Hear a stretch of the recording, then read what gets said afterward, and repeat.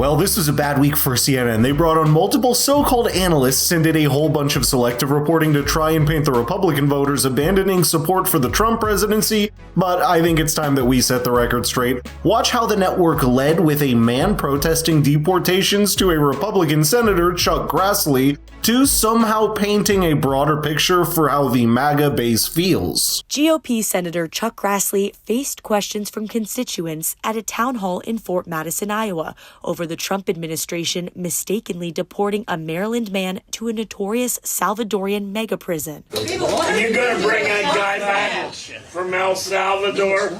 Yeah. We would like to know what you, as the people, the Congress, who are supposed to rein in this dictator, what are you going to do about it? These people have been sentenced to life imprisonment in a foreign country with no due process. Our government cannot do anything. Trump isn't a kid. Why won't you do your job, Senator? Yeah.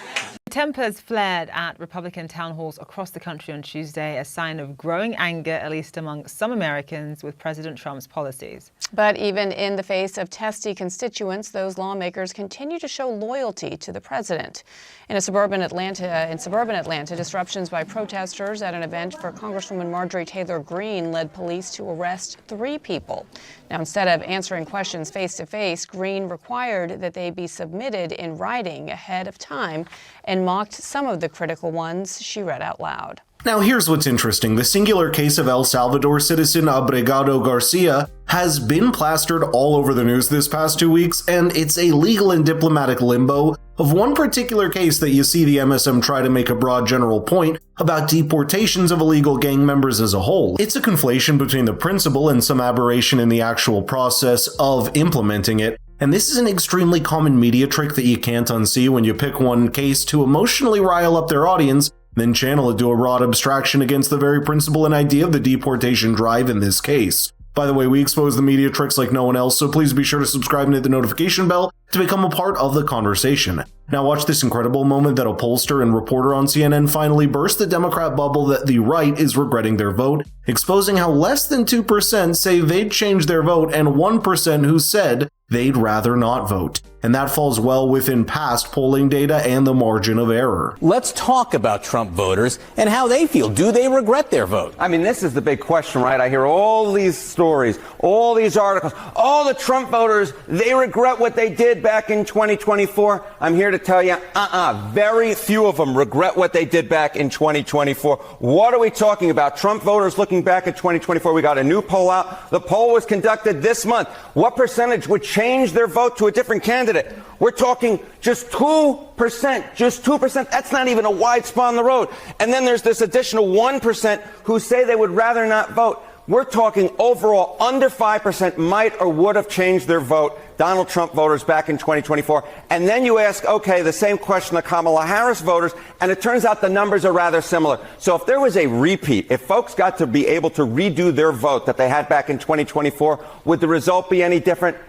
I doubt it would be. Or it would still be extremely close. The bottom line is, for all this talk of Trump voters regretting their vote, in the numbers, it really just doesn't show up. Truly priceless. Whether it's the debate over deportations or trade protectionist tariffs, there's an attempt to paint it as Republican regret, as even Kamala Harris recently had the gall to say, quote, "I told you so," to a conversation last month. But no matter how many debates and disagreements churn on the right, assuming Americans would rather go back to the tried and failed policies of the left is asinine. And if you want a snapshot of that, you'll see the MSM run with the narrative that the reversal of decades of these policies is hurting Donald Trump's image or his approval ratings, but all you need to do is look at the fine print of many of these widely cited polling, like this one from Quinnipiac, and it reveals a very stark partisan divide between Democrats and Republicans over support for something like the tariffs. It revealed how 87% of Republicans and just 3% of Democrats believe tariffs will help the U.S. economy in the long term.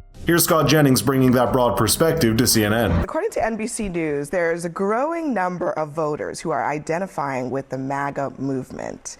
From January 2024, it was 20%.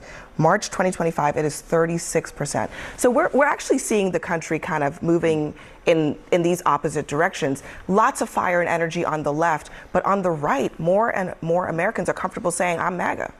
Oh, yeah. Well, I think a lot of people, a lot of Republicans used to think of themselves as just, average Republicans, and they've really come to respect and appreciate what Donald Trump is doing. I think the immigration issue alone is causing a lot of people to feel closer to Donald Trump than maybe they ever felt before. So I'm not surprised by that finding. I referenced it earlier, but there's also other polling.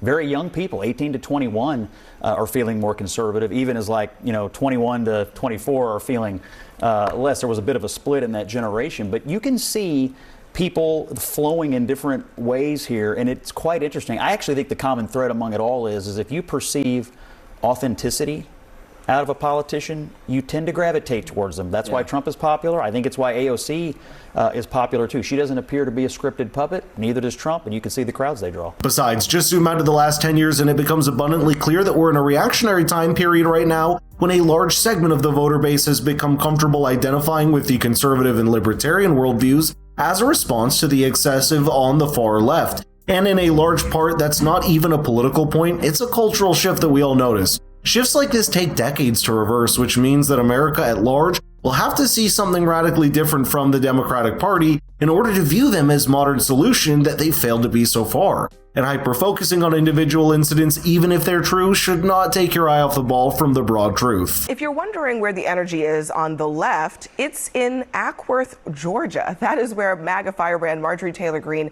held a town hall and ran into this. Protesters outside and protesters inside. Ladies and gentlemen, they're all inside the interior of the United States. How about the KKK? All inside the interior of the United States. This is the terrorist group going after black and brown. You can head out. The protest is outside. Thank you very much. Protest is outside. You lunch-body bigot.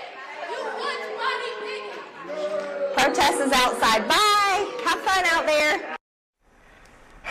If you didn't catch that, the protester called her a butch body bigot, which is a reference to something that she was told by another member of Congress not too long ago. There's that playing out. I saw another Chuck Grassley town hall. I mean, I know, Scott, you're like, these are liberal activists. I watched the Chuck Grassley town hall.